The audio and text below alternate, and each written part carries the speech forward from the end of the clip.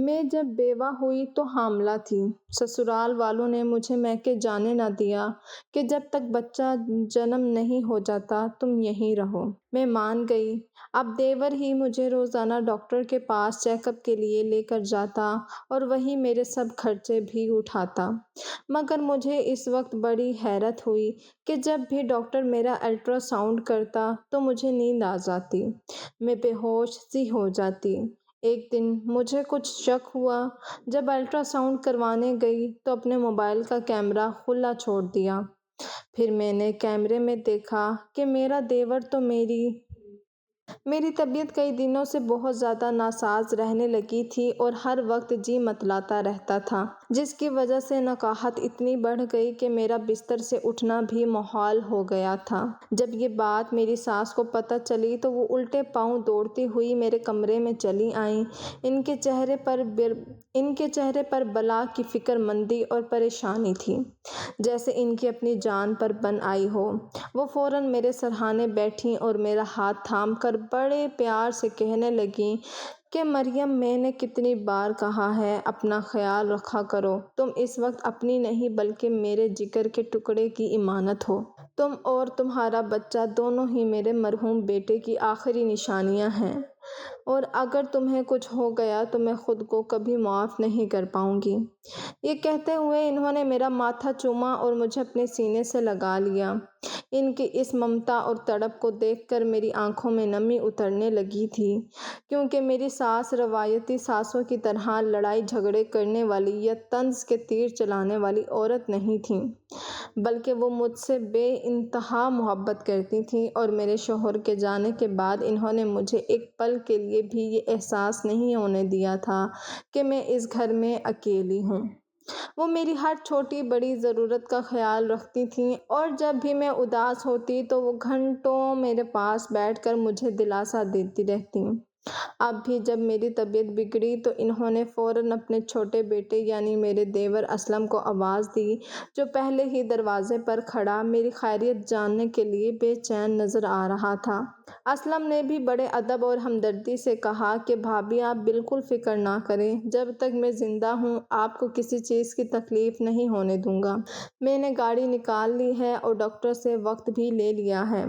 اب میں روز آپ کو چیک اپ کے لیے لے کر جایا کروں گا، اور آپ کی تمام ادویات اور دیگر اخراجات کی ذمہ داری میری ہے۔ آپ بس خود کو پرسکون رکھیں، کیونکہ آپ کی خوشی میں ہی ہماری خوشی ہے۔ ساسو ماں نے اسلم کی بات سن کر اطمینان کا سانس لیا اور میری طرف دیکھ کر بولیں کہ دیکھا مریم، اسلم کتنا خیال رکھتا ہے تمہارا۔ یہ دیور نہیں تمہارا سگا بھائی ہے، اور میں چاہتی ہوں کہ میرے بیٹے کا وارث بالکل تندرست پیدا ہو۔ اس لیے اب سے تم کوئی کام نہیں کرو گی، بس آرام کرو گی، اور اسلم روز تمہیں ڈاکٹر کے پاس لے کر جائے گا۔ ان دونوں کی یہ والہانہ محبت دیکھ کر میرا دل بھر آیا اور مجھے لگا کہ شاید اللہ نے میرے شوہر کی کمی ان دونوں کے روپ میں پوری کر دی ہے۔ مجھے اس وقت ذرا برابر بھی اندازہ نہیں تھا کہ یہ بے پناہ محبت اور ضرورت سے زیادہ ہمدردی دراصل کسی بہت بڑے طوفان سے پہلے کا سکون ہے۔ اسلم نے بڑے احترام سے میرا پرس پکڑا اور مجھے سہارا دے کر گاڑی تک لے گیا، جہاں سے میرے اس عجیب و غریب سفر کا آغاز ہونا تھا، جس نے میری زندگی کی حقیقت ہی بدل کر رکھ دینی تھی۔ اسلم مجھے ہسپتال لے کر پہنچا تو اس نے بڑے پیار اور احتیاط سے میرا ہاتھ پکڑ کر مجھے گاڑی سے اتارا اور سہارا دے کر ہسپتال کے اندر لے گیا۔ اس نے مجھے کوریڈور میں لگی کرسیوں پر بٹھایا اور خود لائن میں لگ کر میرا پرچہ بنوایا اور ڈاکٹر کا نمبر لیا۔ میں اسے بار بار دیکھ رہی تھی، وہ کتنا بھاگ دوڑ کر رہا ہے، صرف میرے اور میرے ہونے والے بچے کے لیے۔ جب ڈاکٹر نے میرا ابتدائی معائنہ کیا اور الٹرا ساؤنڈ لکھ کر دیا تو اسلم خود میرا ہاتھ پکڑ کر مجھے الٹرا ساؤنڈ روم تک لے کر گیا۔ میں نے اسے کہا بھی کہ اسلم، اب میں ٹھیک ہوں اور خود چل سکتی ہوں، لیکن اس نے ایک پل کے لیے بھی میرا ہاتھ نہیں چھوڑا اور بڑی اپنائیت سے بولا کہ بھابھی، احتیاط میں ہی بھلائی ہے، آپ بس خاموشی سے میرے ساتھ چلیں۔ اس نے خود مجھے الٹرا ساؤنڈ والے کمرے میں لے جا کر بیڈ پر لٹایا اور پھر وہاں موجود ڈاکٹر سے کچھ دیر سرگوشیوں میں بات چیت کی، جس کی آواز مجھ تک نہیں پہنچ سکی، اور پھر وہ مسکراتے ہوئے کمرے سے باہر نکل گیا۔ اس ہسپتال میں پہلی دفعہ آئی تھی، اسی لیے یہاں کا عملہ اور ڈاکٹر سب میرے لیے اجنبی تھے۔ اس سے پہلے میرا چیک اپ شہر کے دوسرے ہسپتال میں ہو رہا تھا، لیکن اسلم نے بضد ہو کر ہسپتال تبدیل کروایا تھا۔ اس کا کہنا تھا کہ یہ ہسپتال زیادہ بڑا اور جدید سہولیات سے آراستہ ہے اور یہاں کے ڈاکٹرز بہت قابل ہیں۔ چونکہ وہ خود اتنا مطمئن اور پرجوش تھا، اس لیے میں بھی بالکل پرسکون ہو گئی تھی کہ میرا دیور میرے لیے بہترین جگہ کا انتخاب کر کے لایا ہے۔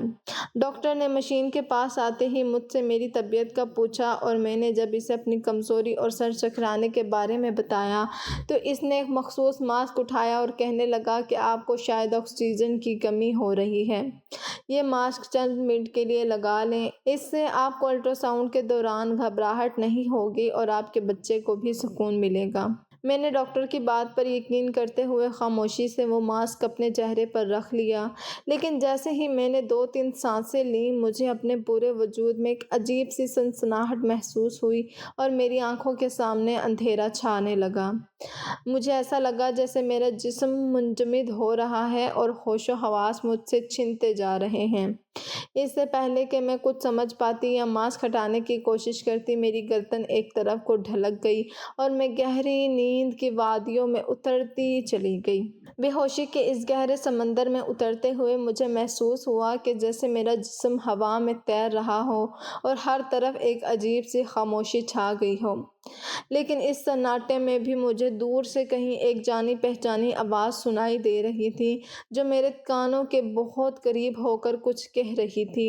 وہ آواز میرے دیور اسلم کی تھی، جو بڑی دھیمی اور پراسرار آواز میں ڈاکٹر سے کچھ کہہ رہا تھا۔ مجھے ایسا لگا جیسے وہ میرے سرہانے کھڑا ہو کر میری حالت کا جائزہ لے رہا ہو اور ڈاکٹر کو کوئی ہدایت دے رہا ہو، لیکن میرا ذہن اتنا بوجھل تھا کہ میں ایک لفظ بھی سمجھنے سے قاصر تھی۔ اور پھر آہستہ آہستہ وہ آواز بھی مہم ہو گئی۔ کچھ دیر بعد جب میری آنکھ کھلی تو کمرے میں وہ مخصوص بو اور مشینوں کی دھیمی سی آواز گونج رہی تھی۔ میں نے تڑپ کر اٹھنے کی کوشش کی تو میرا سر بری طرح سے چکرانے لگا۔ میں نے ادھر ادھر دیکھا لیکن اسلم کمرے میں موجود نہیں تھا۔ وہاں صرف وہ ڈاکٹر کھڑا کچھ کاغذات پر دستخط کر رہا تھا۔ میں نے لڑکھڑاتی آواز میں ڈاکٹر سے پوچھا کہ مجھے کیا ہوا تھا اور میں کیوں بے ہوش ہو گئی تھی، تو ڈاکٹر نے بڑے اطمینان سے میری طرف دیکھا اور ایک مصنوعی مسکراہٹ کے ساتھ کہنے لگا کہ کچھ نہیں مریم بی بی، بس شدید کمزوری کی وجہ سے آپ کا بی پی لو ہو گیا تھا اور آپ کچھ دیر کے لیے غنودگی میں چلی گئی تھیں۔ پریشانی کی کوئی بات نہیں ہے، یہ حمل کے دوران اکثر خواتین کے ساتھ ہوتا ہے۔ میں نے اپنے بھاری سر کو ہاتھوں میں تھاما اور بیڈ سے اتر کر آہستگی سے کمرے سے باہر نکل آئی۔ جیسے ہی میں کوریڈور میں پہنچی تو سامنے ہی اسلم پریشانی کے عالم میں ٹہل رہا تھا۔ مجھے دیکھتے ہی وہ تیزی سے میری طرف لپکا اور میرا ہاتھ تھام کر بڑے ہمدردانہ لہجے میں پوچھنے لگا کہ بھابھی اب آپ کیسی ہیں؟ آپ کو اندر اچانک کیا ہوا تھا؟ میں تو باہر بیٹھا آپ کی سلامتی کی دعائیں مانگ رہا تھا۔ اس کی باتیں سن کر میں ایک لمحے کے لیے سوچ میں پڑ گئی، کیونکہ مجھے غنودگی کے عالم میں اس کی آواز اور اس کی موجودگی کا جو احساس ہوا وہ بہت گہرا تھا۔ میں نے شک بھرے لہجے میں اسلم کی آنکھوں میں جھانکتے ہوئے پوچھا کہ اسلم، کیا تم الٹرا ساؤنڈ روم کے اندر آئے تھے؟ کیونکہ مجھے تمہاری آواز سنائی دی تھی اور مجھے ایسا لگا جیسے تم میرے قریب ہی کھڑے ہو۔ میری یہ بات سن کر اسلم کے چہرے پر ایک پل کے لیے عجیب سی لہر دوڑی اور اس نے ایک دم چونک کر میری طرف دیکھا، لیکن اگلے ہی لمحے اس نے بڑی صفائی سے انکار میں سر ہلایا اور کہنے لگا کہ بھابھی، یہ آپ کیا کہہ رہی ہیں؟ میرا وہاں اندر کیا کام تھا؟ وہاں تو لیڈی ڈاکٹر اور نرسیں موجود تھیں اور آپ کی حالت دیکھ کر شاید آپ کو کوئی وہم ہوا ہے۔ میں تو پورے وقت اسی بینچ پر بیٹھ کر آپ کا انتظار کرتا رہا ہوں۔ اسلم کا لہجہ اتنا پر اعتماد تھا کہ میں خود اپنے احساس پر شرمندہ ہونے لگی اور مجھے لگا کہ شاید بے ہوشی کی دوا یا کمزوری کی وجہ سے میرا دماغ مجھ سے کھیل کھیل رہا ہے۔ لیکن میرے دل کے کسی کونے میں وہ آواز اب بھی ہتھوڑے کی طرح بج رہی تھی جس نے مجھے ایک انجانے خوف میں مبتلا کر دیا تھا۔ میں گھر پہنچی تو میری ساس بے چینی کے عالم میں دروازے کے پاس ہی ٹہل رہی تھی، جیسے وہ کب سے میری واپسی کی منتظر ہوں۔ مجھے دیکھتے ہی انہوں نے لپک کر میرا ہاتھ پکڑ لیا اور بڑے پیار سے مجھے کمرے میں لے کر گئیں۔ انہوں نے فوراً ملازمہ کو آواز دے کر میرے لیے تازہ جوس بنانے کا کہا اور خود میرے پلنگ کے پاس بیٹھ کر میرے پاؤں پر ہاتھ رکھ کر انہیں دبانے لگیں۔ ان کی اس محبت اور خدمت نے مجھے ایک دم ہی شرمندہ کر دیا اور میں نے تڑپ کر اپنا پاؤں پیچھے کھینچنے کی کوشش کرتے ہوئے کہا کہ اماں خدا کے لیے ایسا نہ کریں، آپ میرے پاؤں مت دبائیں، مجھے بالکل اچھا نہیں لگ رہا، آپ تو میری ماں کی جگہ ہیں۔ اماں میری بات سن کر مسکرائیں اور کہنے لگیں کہ مریم ایسی باتیں نہ کرو، تم میری سب سے بڑی ذمہ داری ہو، تم میرے مرحوم بیٹے کی بیوہ ہو اور اس وقت تمہارا اور تمہارے ہونے والے بچے کا خیال رکھنا میرا فرض بھی ہے اور میری خوشی بھی، بس تم خوش رہا کرو، یہی میرے لیے سب کچھ ہے۔ وہ بہت بے چین سی دکھائی دے رہی تھیں اور پھر انہوں نے بڑی رازداری اور فکر مندی سے پوچھا کہ ڈاکٹر نے کیا بتایا ہے، کیا سب ٹھیک ہے نا؟ میں نے ان کا ہاتھ تھام کر تسلی دی اور کہا کہ اماں ڈاکٹر نے سب کچھ صحیح ہونے کی خبر دی ہے، کوئی پریشانی کی بات نہیں ہے، بس انہوں نے میری حالیہ کمزوری کا ذکر کیا ہے اور ساتھ ہی یہ ہدایت دی ہے کہ ہر تھوڑے دنوں بعد باقاعدگی سے الٹرا ساؤنڈ کروانا ہوگا تاکہ کسی قسم کی کوئی پیچیدگی نہ ہو۔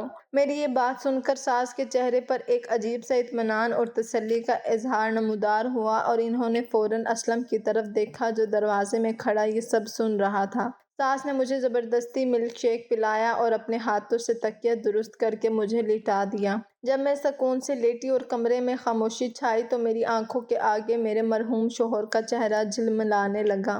ان کی یادوں نے مجھے گھیر لیا۔ آج سے 2 سال پہلے میں نے کبھی یہ سوچا بھی نہیں تھا کہ میری زندگی کی بہاریں اتنی جلدی خزاں میں بدل جائیں گی اور یہ خوشیوں بھرا گھر میرے لیے ایک پراسرار قفس بن جائے گا۔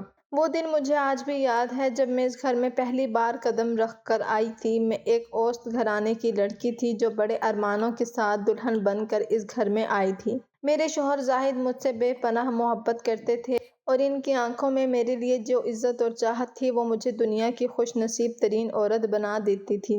زاہد کا اس گھر میں ایک خاص مقام تھا۔ وہ اپنی ماں اور چھوٹے بھائی اسلم پر جان چھڑکتے تھے۔ ان کے لیے ان کی ماں کا حکم پتھر پر لکیر تھا اور وہ اکثر مجھ سے کہتے تھے کہ مریم میری ماں نے بہت دکھ جھیل کر مجھے پالا ہے، اس لیے ان کی خدمت اور ان کا احترام ہم پر فرض ہے۔ زاہد اپنی ساری کمائی اور کاروبار کا حساب کتاب اپنی ماں کے ہاتھ میں رکھتے تھے اور اسلم کی ہر فرمائشیں پوری کرنا ان کا اولین مقصد ہوتا تھا۔ مجھے یاد ہے جب بھی ہم کہیں باہر جانے کا پروگرام بناتے تو زاہد سب سے پہلے اپنی ماں سے اجازت لیتے اور اکثر وہ اسلم کو بھی ہمارے ساتھ لے جاتے تھے۔ وہ کہتے تھے کہ بھائی اکیلا گھر میں بور ہو جائے گا، اسے بھی ساتھ لے چلتے ہیں۔ زاہد کی اسی دریا دلی اور خاندان سے محبت نے میرا دل جیت لیا تھا۔ وہ راتوں کو دیر تک بیٹھ کر اپنے مستقبل کے منصوبے بناتے اور کہتے تھے کہ مریم یہ جو کچھ بھی ہے میں کما رہا ہوں یہ سب تمہارے اور ہمارے ہونے والے بچوں کے لیے ہے۔ وہ اپنی ماں کے پاؤں دباتے اور ان کی ہر بات پر سر تسلیم خم کر دیتے تھے۔ ان کے نزدیک ان کا بھائی اسلم ان کا بازو تھا اور وہ اکثر اسلم کے مستقبل کے لیے فکر مند رہتے تھے۔ ساسو ماں بھی اس وقت مجھ پر بہت شفقت کرتی تھیں۔ وہ مجھے اپنے پاس بٹھا کر زاہد کے بچپن کے قصے سناتی تھیں اور کہتی تھیں کہ مریم تم اس گھر کی برکت ہو، زاہد کے والد کے جانے کے بعد اس گھر کی رونقیں لوٹ آئی ہیں۔ ان 2 سالوں میں نے کبھی یہ محسوس نہیں کیا کہ اس محبت کے پیچھے کوئی اور مقصد بھی ہو سکتا ہے۔ زاہد اپنی جائیداد اور بینک بیلنس کے تمام کاغذات الماری میں نہیں بلکہ اپنی ماں کی تحویل میں رکھتے تھے۔ ان کا کہنا تھا کہ ماں سے زیادہ قابل اعتبار ہستی اور کون ہو سکتی ہے۔ وہ دن رات محنت کرتے تاکہ اپنی ماں کو ہر آسائش دے سکیں اور اسلم کو کسی چیز کی کمی نہ ہو۔ میں بھی ان کی اس سوچ سے بہت متاثر تھی اور خوش تھی کہ مجھے اتنا پیار کرنے والا اور رشتوں کی قدر کرنے والا جیون ساتھی ملا ہے۔ زاہد اکثر ہنستے ہوئے کہتے تھے کہ اگر مجھے کبھی کچھ ہو گیا تو تم پریشان نہ ہونا، میری ماں اور اسلم تمہارا بہت خیال رکھیں گے۔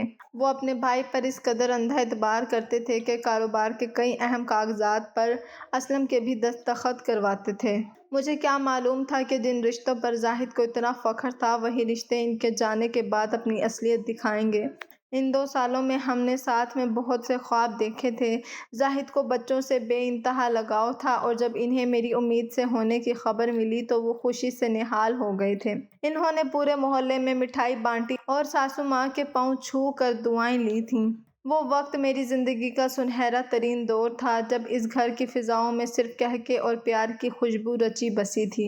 لیکن تقدیر کو کچھ اور ہی منظور تھا اور اچانک زاہد کا ایک حادثے میں چلے جانا میری دنیا اندھیر کر گیا۔ جس وقت زاہد کی میت ایمبولینس سے اتار کر گھر کے صحن میں رکھی گئی تو جیسے پوری کائنات ہی ساکت ہو گئی تھی۔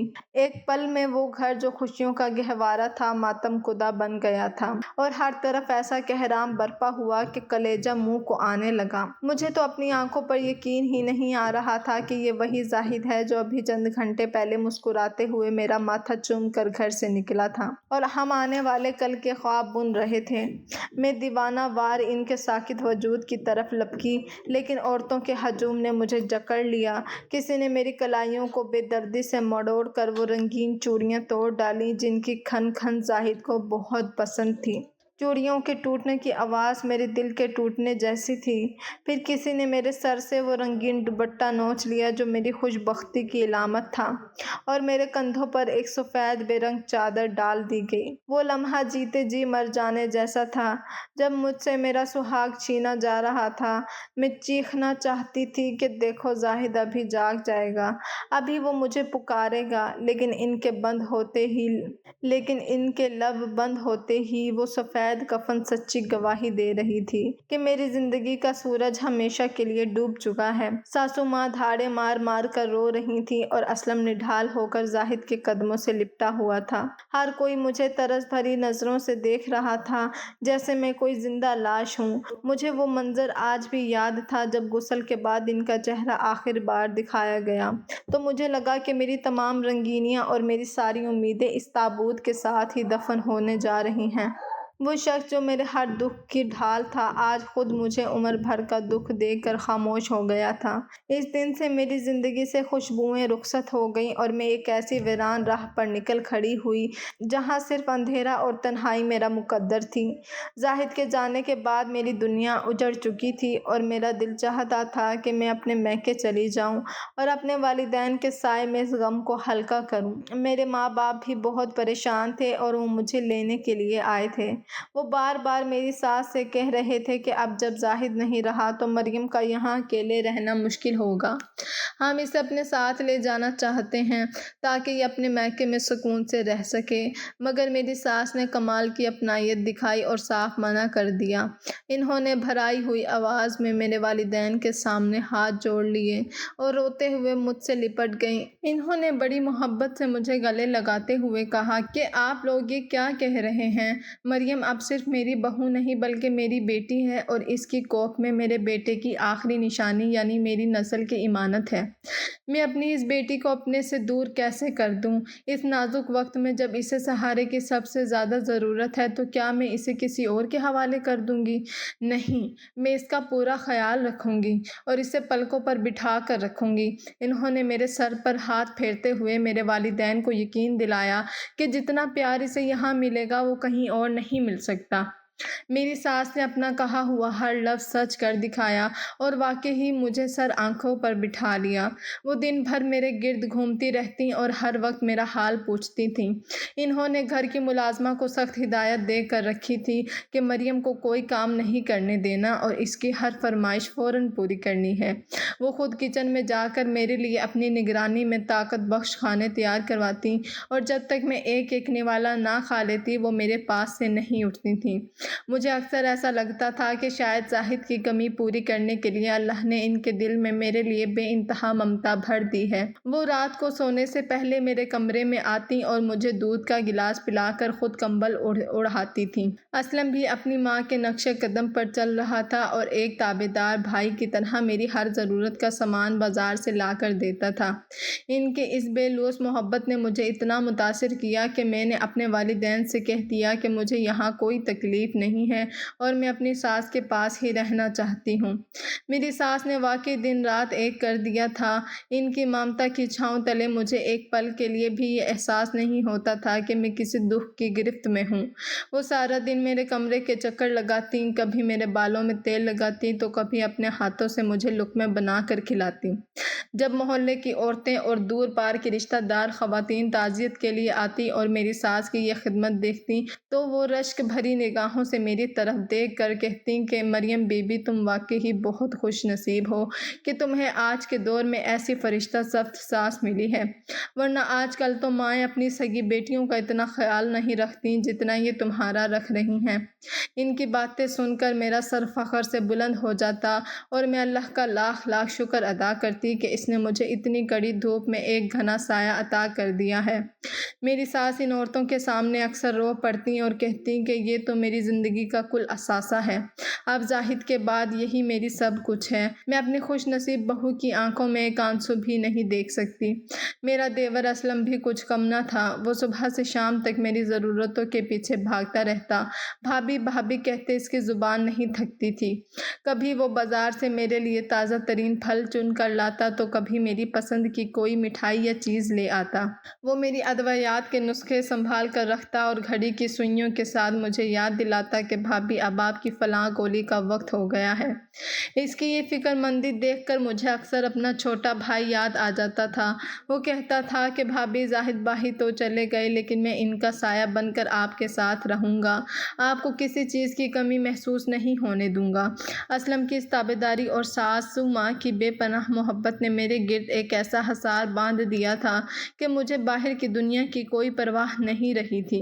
وہ دونوں مل کر میرے ہر دکھ کا مداوع کر رہے تھے اور میں ان کے خلوص کے دریا میں بہتی چلی جا رہی تھی۔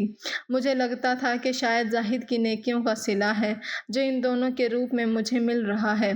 گھر کی فضا اتنی پرسکون اور محبت سے بھرپور تھی کہ میں نے اپنی زندگی کے باقی ایام انہی کے سہارے گزارنے کا پختہ ارادہ کر لیا تھا۔ مجھے کیا معلوم تھا کہ یہ تمام پھل، یہ ادویات اور یہ میٹھی باتیں دراصل ایک بہت بڑے جال کے مہرے ہیں، اور جس محبت پر میں ناز کر رہی تھی وہی میرے ہوش و حواس چھیننے کی پہلی سیڑھی تھی۔ شوہر کی یادوں میں نہ جانے کب میری آنکھ لگ گئی، مجھے خبر ہی نہ ہوئی، اور جب اگلی صبح میری آنکھ کھلی تو سورج کی شعاعیں کھڑکی کے پردوں سے چھن کر میرے چہرے پر پڑ رہی تھیں۔ میں نے بوجھل قدموں کے ساتھ بستر چھوڑا اور جب کمرے سے باہر نکلی تو پورے وجود پر ایک عجیب سی تھکن اور نکاہت طاری تھی، جیسے میں رات بھر سوئی نہیں بلکہ میلوں کا سفر طے کر کے آئی ہوں۔ میرا سر کسی وزنی پتھر کی طرح بھاری ہو رہا تھا۔ میں اسی حال میں لڑکھڑاتی ہوئی لاؤنج میں آئی اور صوفے پر ڈھیر ہو گئی۔ ابھی میں اپنی پیشانی مسل ہی رہی تھی کہ گھر کی پرانی ملازمہ ماسی زہرا دبے پاؤں میرے پاس چلی آئیں۔ اس کے چہرے پر ایک عجیب سی گھبراہٹ اور رازداری تھی۔ میں نے اس سے ساس کا پوچھا تو وہ کہنے لگی کہ بی بی جی، وہ تو ابھی تک اپنے کمرے میں سو رہی ہیں اور اسلم صاحب تو صبح سویرے ہی کاروبار سنبھالنے کے لیے دفتر جا چکے ہیں۔ وہ خود ہی میرے پاس نیم گرم دودھ کا گلاس لے کر آئی اور بڑے غور سے ادھر ادھر دیکھنے لگی، جیسے اسے ڈر ہو کہ کوئی دیواروں کے پیچھے سے ہمیں سن رہا ہے۔ اس نے گلاس میرے ہاتھ میں تھمایا اور پھر جھک کر بالکل میرے کان کے قریب انتہائی دھیمی اور لرزتی ہوئی آواز میں کہنے لگی کہ بی بی جی، اپنا بہت خیال رکھا کریں، جو نظر آتا ہے وہ ہمیشہ سچ نہیں ہوتا۔ ملازمہ کی اس پراسرار اور اچانک کہی گئی بات پر میں بری طرح چونک اٹھی اور میرے ہاتھ سے دودھ کا گلاس چھلکتے چھلکتے بچا۔ وہ کافی پرانی ملازمہ تھی اور میرے مرحوم شوہر زاہد اس کا بہت خیال رکھتے تھے۔ ان کے جانے کے بعد میں نے بھی اس روایت کو برقرار رکھا تھا۔ میں جانتی تھی کہ اس کے گھریلو حالات بہت ناسازگار ہیں، اس کے بچے بیمار رہتے ہیں اور شوہر بے روزگار ہے، اس لیے میں چھپ کر اسے مالی مدد بھی دیتی تھی اور اس کی ہر ضرورت کا پورا دھیان رکھتی تھی۔ اسی لیے وہ مجھ سے دلی لگاؤ رکھتی تھی، لیکن آج اس کے لہجے میں جو خوف اور وارننگ تھی، اس نے میرے رونگٹے کھڑے کر دیے۔ میں نے حیرت اور پریشانی سے اس کا ہاتھ تھاما اور پوچھا کہ زہرا تم یہ کیا کہہ رہی ہو؟ آخر تمہارا مطلب کیا ہے؟ کیا گھر میں سب ٹھیک نہیں ہے؟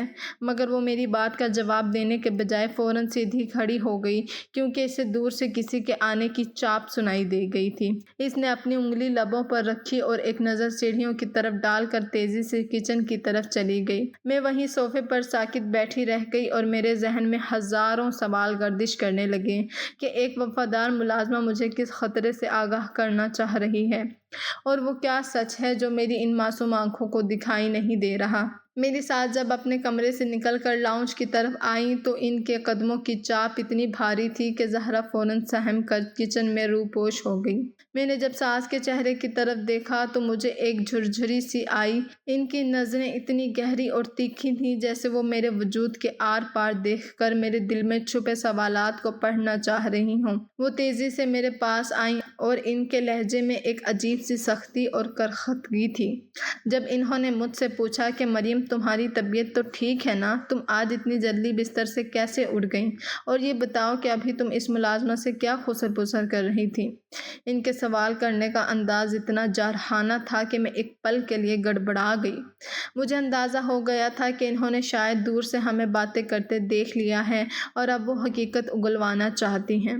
میں نے فوراً اپنی گھبراہٹ پر قابو پایا اور ایک مصنوعی مسکراہٹ لبوں پر سجا کر کہا کہ کچھ نہیں اماں، بس وہ مجھ سے دوپہر کے کھانے کا پوچھ رہی تھیں کہ کیا پکانا ہے۔ ساسو ماں میرے برابر صوفے پر آ کر بیٹھ گئیں لیکن ان کے چہرے کے تاثرات ابھی بھی بدلے ہوئے تھے۔ وہ صوفے کی پشت سے ٹیک لگا کر کہنے لگیں کہ مریم بیٹی، زاہد نے اس زہرا کو بہت سر چڑھا رکھا تھا۔ سچ کہوں تو یہ عورت ہمیشہ ہمارے گھریلو معاملات میں دخل اندازی کرنے کی کوشش کرتی ہے اور حد سے زیادہ زبان چلاتی ہے۔ زاہد کی وجہ سے میں نے ہمیشہ اسے برداشت کیا اور اب تمہاری خاطر چپ ہوں، لیکن اب مجھے لگتا ہے کہ ہمیں یہ ملازمہ بدل لینی چاہیے۔ اس کی موجودگی اب مجھے کھٹکنے لگی ہے۔ ساسو ماں کا اچانک زہرا کو نکالنے کی بات کرنا میرے لیے کسی دھماکے سے کم نہیں تھا، کیونکہ آج سے پہلے انہوں نے کبھی اس کے بارے میں ایسی کوئی شکایت نہیں کی تھی۔ میں نے فوراً انکار میں سر ہلایا اور کہا کہ نہیں اماں، زہرا بہت پرانی اور وفادار ہے، وہ گھر کا سارا کام بہت سلیقے اور طریقے سے کرتی ہے۔ اگر ہم کسی نئی ملازمہ کو رکھیں گے تو اس پر بھروسہ کرنا مشکل ہوگا، اور آج کل کے دور میں تو ویسے بھی کسی اجنبی کو گھر میں جگہ دینا خطرے سے خالی نہیں۔ میری یہ بات سن کر ساسو ماں کچھ دیر کے لیے سوچ میں پڑ گئیں اور پھر خاموشی سے اٹھ کر کچن کی طرف چلی گئیں، مگر ان کی اس خاموشی میں ایک عجیب سا تناؤ تھا۔ دوپہر کے وقت جب زہرا صفائی کے بہانے میرے کمرے میں آئی تو میں نے دروازہ بند کر کے اس سے پوچھا کہ زہرا سچ سچ بتاؤ کہ تم صبح کیا کہنا چاہ رہی تھی؟ تمہارا اشارہ کس کی طرف تھا؟ وہ کچھ دیر خاموش کھڑی رہی۔ اس کی آنکھوں میں خوف اور بے بسی کی ایک عجیب سی جھلک تھی۔ پھر اس نے کانپتی ہوئی آواز میں کہا کہ بی بی جی، میرے ان گنہگار کانوں نے اس گھر کی دیواروں کے پیچھے وہ کچھ سنا ہے جو شاید میں زبان پر لاؤں گی تو آپ کبھی مجھ پر بھروسہ نہیں کریں گی۔ آپ کو لگے گا کہ میں نمک حرامی کر رہی ہوں، اس لیے بہتر یہی ہے کہ آپ اپنی آنکھیں اور کان کھلے رکھیں اور ہر قدم پھونک پھونک کر اٹھائیں۔ مجھے تو یقین ہے کہ بڑی بیگم صاحبہ مجھے جلد ہی اس گھر سے نکال دیں گی، کیونکہ میں ان کی آنکھوں میں کھٹکنے لگی ہوں۔ اب میں کل یہاں ہوں یا نہ ہوں، لیکن آپ اپنا اور اپنے بچے کا بہت خیال رکھیے گا۔ یہ کہہ کر وہ تیزی سے کمرے سے باہر نکل گئی اور مجھے ایک ایسی ذہنی کشمکش اور ششوپنج میں ڈال گئی جس کا کوئی سرا مجھے مل نہیں رہا تھا۔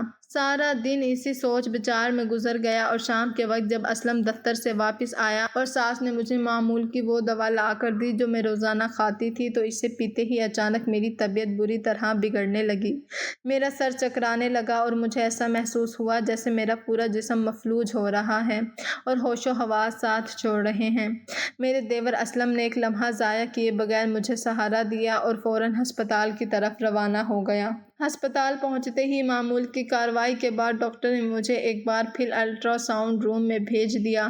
میں اندر ہی اندر بہت حیران اور پریشان تھی کہ آخر روز روز الٹرا ساؤنڈ کی کیا ضرورت ہے۔ میں نے بڑی بوڑھیوں سے سن رکھا تھا کہ الٹرا ساؤنڈ کی شعاعیں ننھے بچے کے لیے خطرناک ہو سکتی ہیں اور بار بار ایسا کرنا ٹھیک نہیں ہوتا، لیکن ڈاکٹر کی ہدایت اور اپنی بگڑتی ہوئی طبیعت کی وجہ سے میں خاموش رہی۔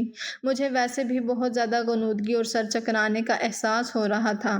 الٹرا ساؤنڈ روم میں قدم رکھتے ہی مجھے وہ مخصوص بو محسوس ہوئی اور پھر مجھے کچھ ہوش نہ رہا۔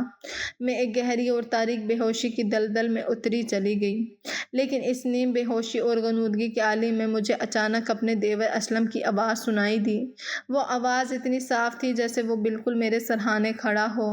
مجھے ایسا لگا جیسے وہ میرے وجود کے بالکل پاس ہی ہے اور مجھ پر حاوی ہو رہا ہے۔ یہ ایک انتہائی عجیب اور خوفناک احساس تھا جس نے میرے پورے بدن میں جھرجھری دوڑا دی۔ میں اس بے ہوشی کے قید سے نکلنا چاہتی تھی، اپنی آنکھیں کھول کر اسے پیچھے ہٹانا چاہتی تھی، لیکن میرا جسم جیسے پتھر کا ہو چکا تھا اور میں اپنے آپ میں کہیں نہیں تھی۔ نہ جانے کتنا وقت گزرا اور جب مجھے ہوش آیا تو اس کمرے کی چھت ساکت تھی اور وہاں صرف میں اور الٹرا ساؤنڈ والی ڈاکٹر ہی موجود تھیں۔ میرا دیور اسلم وہاں کہیں نظر نہیں آ رہا تھا۔ وہ لیڈی ڈاکٹر اپنی مشین بند کرتے ہوئے بڑے سپاٹ لہجے میں کہنے لگی کہ مریم بی بی، آپ کی رپورٹ بالکل ٹھیک ہے۔ بچہ بھی تندرست ہے۔ آپ بس بلا وجہ ٹینشن نہ لیا کریں، آرام کیا کریں اور زیادہ نہ سوچا کریں۔ اگر ممکن ہو تو دن میں تھوڑی دیر کے لیے نیند کا وقفہ بڑھا لیں۔